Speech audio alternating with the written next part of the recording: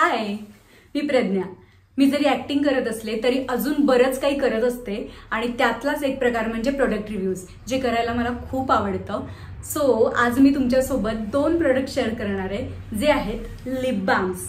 एक जो तुम्हाला ठळकपणे दिसतोय तो आहे निव्हिया या कंपनीचा, जो सगळ्यांना साधारणतः माहीत असतो, त्या कंपनीचा लिप बाम जो मी रोज यूज करते। आणि हा आहे पॉमग्रेनेट शाईन असा शेड। सो असा हा साधारणतः शेड आहे, जो मला थोडासा डार्क हवा होता, कारण त्याचा कलर पण दिसावा, शिवाय लिप केअर व्हावं। सो याचा कलर अगदी व्यवस्थित दिसतो नॉर्मली तुम्ही बाहेर पडत असाल तर, पण लिप केअर ओके आहे। लिप केअरसाठी एक मला खूप भारी, जो आत्तापर्यंत एवढा चांगला इफेक्ट ज्यात कशाचाच मिळाला नव्हता, असा एक लिप बाम मला मिळाला आहे। तो म्हणजे लिप लाईट या कंपनीचा हा लिप बाम। याची लिंक अवेलेबल असेल का मला माहिती नाही, पण हा शॉपमधून मी खरेदी केलेला आहे।